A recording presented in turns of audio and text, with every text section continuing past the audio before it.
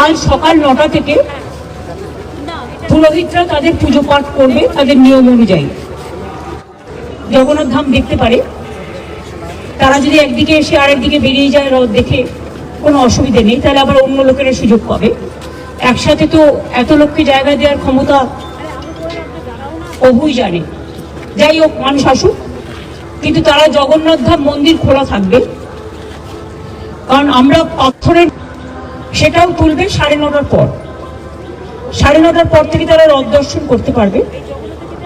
রথ রাত্রি লাগিয়ে দেওয়া হবে এবং সকাল 9:30 থেকে পুজো পাঠ যা যা হবার অর্চনা এগুলো তারা করবেন পুরোহিতরা।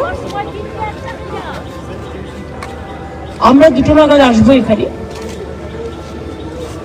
2টো থেকে 2:30 পর্যন্ত ওই আরতি করা এই করা যা করা রথ এখানেই থাকবে। ঠিক 2:30 রথ স্টার্ট করবে, কিন্তু রাস্তায় লোক থাকবে না, লোক থাকবে ব্যারিকেডিং। দুদিকে ব্যারিকেড করা হয়েছে যাতে কোনো স্ট্যাম্পেড হওয়ার সম্ভাবনা না থাকে। প্রেসকেও আপনারা জানেন যে একটা হল্টিং স্টেশনে আপনাদের হোল্ড এরিয়া করে দেওয়া হয়েছে, হোল্ডিং এরিয়া। রথ কিছুটা যেতে যেতে কিছুটা থামবে, পথ তো খুব কম, মাত্র 1 কিলোমিটার মাসির বাড়ি যাওয়া। একটু যেতে যেতে একটু থামবে, যেখানে মানুষ থাকবে তারা দেখতে পাবে, দর্শন করতে পারবে।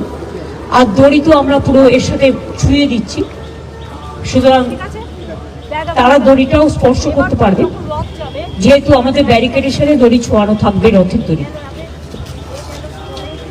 আপনাদের সকলের সহযোগিতা চাইব এবং শুভকামনা চাইব, কারণ এটা তো প্রথম আমরা করছি, যাতে দীঘার জগন্নাথ ধামে এই পূর্ণ যাত্রা রথযাত্রা মাসির বাড়ি পর্যন্ত যাবে এবং উল্টোরথে মাসির বাড়ি থেকে আবার ফিরে আসবে।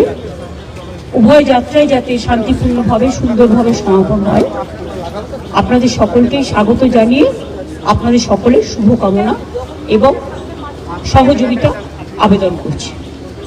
এইটুকু আমাদের প্ল্যান প্রোগ্রাম হয়েছে, বাদ বাকি তো আপনারা কালকে দেখতে পাবেন, সারাদিনই কাজ चलবে। ये तो बंगाली सब समझ जाते हैं।